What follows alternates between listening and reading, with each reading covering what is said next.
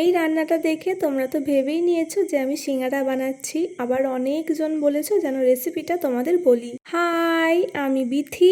আজকে আমি সিঙ্গারার পুর বানাচ্ছি। তোমরা কেউ চাইলে এইভাবে সিঙ্গারাও বানাতে পারো, কিন্তু আমি সিঙ্গারা করছি না, ভিতরের তরকারিটা শুধু করব। রান্নাটা আমি আজকে সর্ষের তেলেই করছি। আমার মনে হয় সর্ষের তেলে করলে বেশি ভালো হয়। প্রথমে বাদাম আর নারকেলটা ছোট্ট ছোট্ট করে কুচিয়ে ভালো করে ভেজে নিলাম। আর অবশ্যই লো ফ্লেমে ভাজবে, না হলে কিন্তু পুড়ে যাবে। তারপর তেলের মধ্যে শুকনো লঙ্কা আর 5 ফোড়ন ফোড়নে দিচ্ছি। একজন দাদা দেখলাম কমেন্ট করেছিলে আদা দিলে আরো ভালো লাগতো।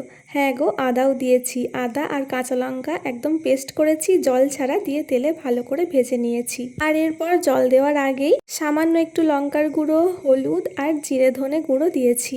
আমি যেহেতু 3-4টে কাঁচা লঙ্কা পেস্ট করে দিয়েছি, আবার শুকনো লঙ্কা ফোড়নে দিয়েছি, তাই লঙ্কার গুঁড়োটা অল্পই দিলাম। আর আগেই আমি আলুটাকে ছোট্ট ছোট্ট করে কেটে লবণ আর জল দিয়ে 80% মতো সিদ্ধ করে রেখেছিলাম। ওটাই কড়াইয়ে দিয়ে একটু ভালো করে নেড়ে ছেড়ে এখানে মটর আর ছোলা সিদ্ধটা দিয়ে দিলাম। আমার মনে হয় সব কিছু জোগাড় করে রেখে দিলে রান্নাটা করা কোনো ব্যাপারই না। আর আলুটাকে কিন্তু খুব বেশি কষাতেও হবে না, অল্প সামান্য জল রেখে ঢাকা দিয়ে দিয়ে বাকিটা সিদ্ধ করে নেবে।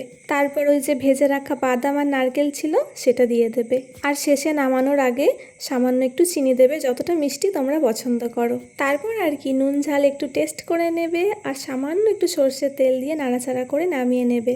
চাইলে এটা দিয়ে তোমরা সিঙ্গারা বানাতেই পারো, কিন্তু এটা মুড়ি দিয়ে খেতেও ভীষণ ভালো লাগে।